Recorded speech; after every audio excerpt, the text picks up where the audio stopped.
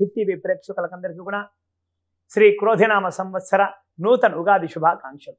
భక్తులారా, ఉగాది వచ్చిందంటే చాలు చాలామంది కూడా నామ నక్షత్ర పరంగా, జన్మ నక్షత్ర పరంగా, నామరాశి పరంగా, జన్మరాశి పరంగా చాలామంది కూడా ఆలయాలకు వెళ్ళి పంచాంగ శ్రవణాన్ని వింటుంటారు కదా. మరి మనం కూడా పంచాంగ శ్రవణం ఈ సంవత్సరము ఏ రాశి వారికి ఏ విధంగా ఉందో ఒక్కసారి తెలుసుకుందాం.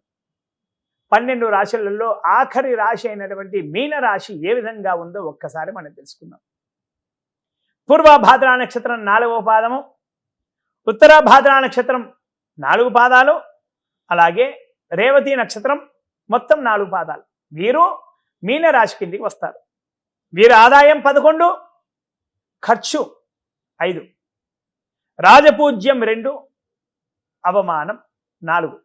వీడికి ఈ మీనరాశి వారికి గురుబలం చాలా బాగానే ఉంది. శని, రాహుకేతులు బాలేవు. ఈ 3 పాపగ్రహాల వల్ల కొన్ని సమస్యలు చాలా ఎదుర్కోవలసి వస్తుంది. వీరు ధనానికి హెచ్చు తగ్గుల లోటు అనేది ఉంటుంది. అప్పుడే ధనం వస్తుంది, అప్పుడే ఖర్చు అవుతుంది అన్నట్టుగా. ధనానికి సమస్య లేదు. మానసికంగా కూడా కొద్దిగా చిన్న విషయాలు కూడా కురుంగిపోయే అవకాశాలు కూడా కనిపిస్తున్నాయి. అలాగే సంఘంలో గౌరవ మర్యాదలు కూడా తగ్గే అవకాశాలు కూడా కనిపిస్తున్నాయి. ఆరోగ్యం పట్ల ఖచ్చితంగా శ్రద్ధ వహించాలి.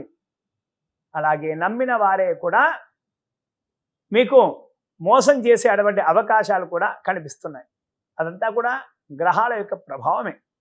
ఆరోగ్యం పైన ఖచ్చితంగా శ్రద్ధ పెట్టాలి. పెట్టకపోతే కనుక ఆరోగ్యం దెబ్బతినే అవకాశాలు కూడా కనిపిస్తున్నాయి. ఆస్తుల కొనుగోలు విషయంలో ఆచితూచి అడుగు వేయాలి. ఏళ్ళ నడుస్తుంది. అలాగే రాహుకేతుల ప్రభావం కూడా ఉంది. గురుబలం ఉంది. గురుబలం ఉన్నప్పుడు పెద్దవారి యొక్క అనుభవజ్ఞుల యొక్క సలహాలు తీసుకోవాలి. అలాగే వివాహం కాని వారికి మాత్రం ఈ సంవత్సరం ఖచ్చితంగా వివాహం జరుగుతుంది. అలాగే ప్రతినిత్యం కూడా మనల్ని కంటికి రెప్పలా కాపాడేటువంటి జవాన్ల విషయానికి వస్తే కనుక వీరు కూడా ఆచితూచి ఖచ్చితంగా అడుగు వేయవలసిందే. శత్రువుని ఒక డేగ కన్నులా చూస్తుండాలి. సరిహద్దుల్లో ఉన్నవారు మాత్రము జాగ్రత్తలు పాటించాలి. అలాగే వీరింట్లో కూడా సుఖశాంతులు ఖచ్చితంగా ఉంటాయి.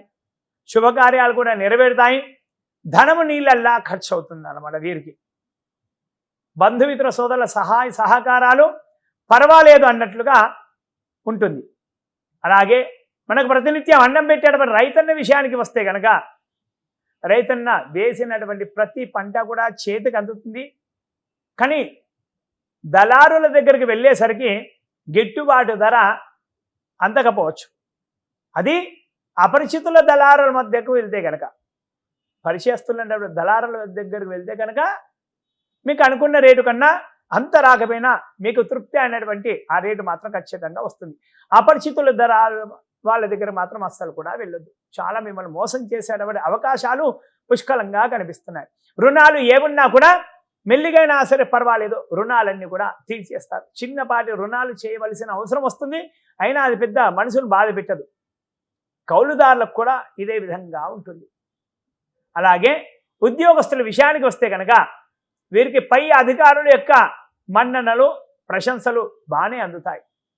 అవి ఎందుకు అందుతాయంటే మీతో ఎంతో పని చేయించుకోవాలి. వారు మీ పైన ఎంతో పని భారాన్ని మోపుతారు. మీకు ఆ పనిని మీరు సంపూర్ణం చేయాలంటే మీ తోటి సహా ఉద్యోగుల యొక్క సహాయ సహకారాలు కూడా కావాలి కదా. అందులో కొందరు మీకు విరోధులు కూడా ఉండవచ్చు. ఆ సమయంలో ఆ పనిని మీరు సక్రమంగా చేస్తారా చెయ్యరా అని పరీక్షలు పెట్టేవారు కూడా ఉన్నారు. చూసేవారు కూడా మీకు ఎదురుగానే ఉంటారు. అయినా సరే ముక్కువని ధైర్యంతో ఆ పనిని పూర్తి చేస్తారు. మీ పైన ఉన్నటువంటి అధికారుల యొక్క సలహాలు సూచనలు పాటించి వారి ధైర్యంతో వారి అండదండలతో పనులన్నీ కూడా పూర్తి చేస్తారు మీరు ఖచ్చితంగా. అలాగే సుదూర ప్రాంతాలకు బదిలీ అయ్యే అవకాశాలు కూడా కనిపిస్తున్నాయి. అలాగే రాజకీయ నాయకుల విషయానికి వస్తే కనుక వీరికి కూడా శని బలం లేదు, రాహుకేతుల యొక్క బలం లేదు, గురుబలం ఉంది. అధిష్టానం మీ శ్రమకు తగ్గ గుర్తింపునిస్తుంది.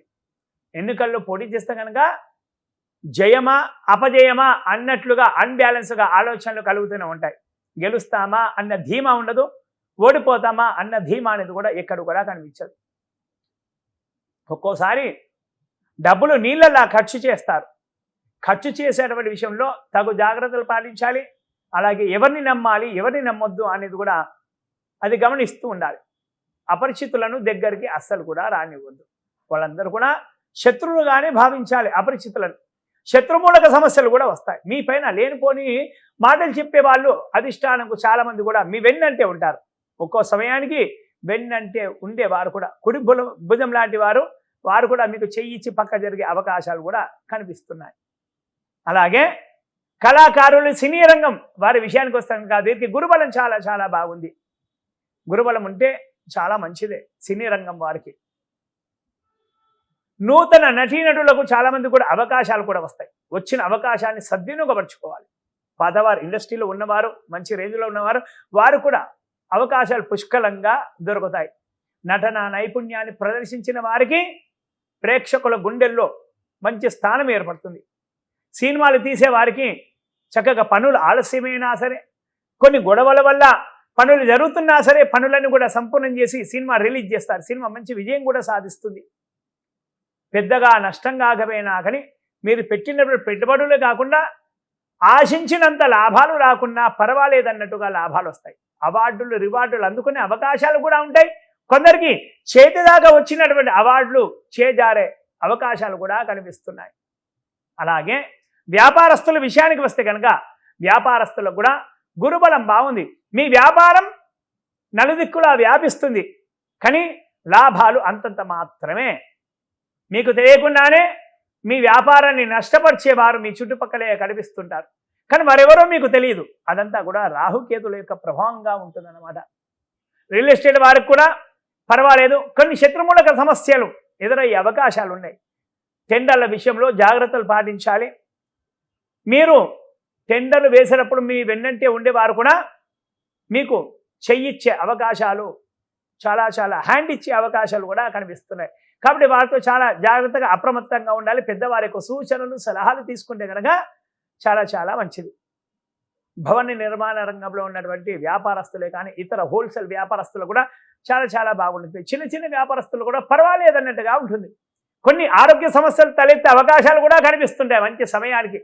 ఆ సమయంలో జాగ్రత్తల ఆరోగ్యం పట్ల వహిస్తే కనుక అనుకున్న పనులు అనుకున్నట్లుగా నెరవేరుతాయి. అలాగే విద్యార్థుల విషయానికి వస్తే కనుక వీరికి గురుబలం చాలా చాలా బాగుంది. అనుకున్న మార్కులు సాధిస్తారు. జ్ఞాపక శక్తి కూడా పెరుగుతుంది. కానీ శని ప్రభావం ఉంది, రాహుకేతుల యొక్క ప్రభావం కూడా కనిపిస్తుంది అక్కడ. ఇలాంటి చక్కగా మంచిగా నిత్యం కూడా చదువుకుంటారు.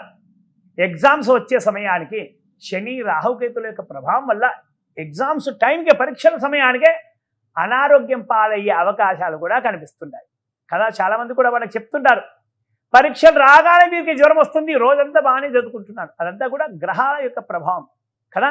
ఆ సమయంలో ఇలా కావద్దంటే కనుక ఆఖరణ నేను చెప్తాను ఏమి చేయాలని. విదేశాలలో చదువుకోవాలన్నటువంటి ఆశలు కూడా విద్యార్థులకు ఫలిస్తాయి కూడా. కష్టపడేది కనుక ఖచ్చితంగా ఫలిస్తుంది. కానీ అనుకున్న కాలేజీల్లో కాకుండా ఎక్కువ ఫీజులు ఉన్నటువంటి కాలేజీలలో వస్తుంది. ఎందుకంటే అక్కడ ధనం కూడా ఖర్చు అవుతుంది కదా. అక్కడ అది శని రాహుకేతుల యొక్క ప్రభావం. అలాగే క్రీడాకారుల విషయానికి వస్తే కనుక క్రీడాకారులకు కోచ్ యొక్క అనుగ్రహం సంపూర్ణంగా ఉంది. ప్రభుత్వం యొక్క అండదండలు కూడా సంపూర్ణంగా ఉన్నాయి. అనుకున్న పని అనుకున్నట్లుగా జరగాలంటే కనుక శని ప్రభావం వల్ల జరగదు, ఆలస్యంగా జరుగుతుంది. అలాగే రాహుకేతుల యొక్క ప్రభావం వల్ల శత్రుమూలక సమస్యలు ఎదురయ్యే అవకాశాలు ఉన్నాయి. మీరు రాష్ట్ర జాతీయ జట్లలో స్థానం సంపాదించుకోవడానికి ఎంతో కష్టపడుతుంటారు కదా. మీ వెనకాల ఇంకొక 10 మంది వచ్చి నిలబడి ఉంటారు, మీకంటే ముందే స్థానం సంపాదించుకుందామని. అలా మన అనుకున్న వాళ్ళు కూడా మీ వెనకాల పోటీ రంగంలో ఉంటారు. అవార్డులు, రివార్డులు వచ్చే అవకాశాలు కూడా ఉన్నాయి. పోరాట పనిమ కనబరిస్తే కనుక క్రీడాభిమానుల యొక్క గుండెల్లో చిరస్థాయిగా నిలిచిపోతారు. అవార్డులు, రివార్డులు, పథకాలు మీ సొంతం అవుతాయి. మొత్తం మీద మీనరాశి వారిని పరిశీలిస్తే కనుక వీరికి గురుబలం బాగానే ఉంది, అది మంచి ఒక వెపన్. అలాగే ఏల్నాడు శని, అలాగే రాహుకేతుల యొక్క ప్రభావం కూడా ఉంది. గురువు బాగున్నాడు, శని బాలేడు. రాహుకి మంగళవారం సంబంధించింది. రాహుగ్రహం అనుగ్రహం కొరకే ప్రతి మంగళవారం నవగ్రహాల ప్రదక్షిణ, అలాగే సమీపంలో ఉన్నటువంటి సుబ్రహ్మణ్య స్వామి వారికి అర్చన కానీ అభిషేకాలు కానీ, అలాగే దుర్గా అమ్మవారు లేదా ఏ అమ్మవారైనా సరే ఆలయానికి వెళ్ళి అర్చన, కుంకుమ అర్చన లేదా ఇంకా ఎటువంటి ఉపచారాలున్నా కూడా చేయించుకుంటే కనుక చాలా చాలా మంచిది. అలాగే శనీశ్వరుడు కేతుకు సంబంధించింది. శనివారం రోజున నవగ్రహాలకు ప్రదక్షిణ, శనీశ్వరుడికి తైలాభిషేకం, సమీపంలో ఉన్నటువంటి ఆంజనేయ స్వామి వారికి తమలపాకులతో పూజ లేదా సింధూరంతో అర్చన లేదా మామూలుగా పుష్పాలతో అర్చన, అలాగే శివుడికి అభిషేకాలే కానీ అర్చనలే కానీ బిల్వదళాలతో అర్చనలే కానీ ఇంకా ఎటువంటి కైంకర్యాలున్నా కూడా స్వామివారి యొక్క సేవలో పాల్గొంటే కనుక శని ప్రభావం తగ్గుతుంది. ఇలా చేసినా కూడా శని ప్రభావం తగ్గలేదంటే కనుక శనీశ్వరుడు యొక్క అలాగే కేతువు అలాగే గురువు యొక్క జపము, క్షీరదర్పణం, హోమము, దానము, ఆ జపము హోమం చేసిన బ్రాహ్మణులకు అన్న సంతర్పణ, అలాగే వస్త్రదానం ఇలాంటివి చేస్తే కనుక మీనరాశి వారికి అనుకున్న పనులు అనుకున్నట్లుగా ఖచ్చితంగా తీరుతాయి. హర నమ పార్వతీపదే, హర హర మహాదేవ హర.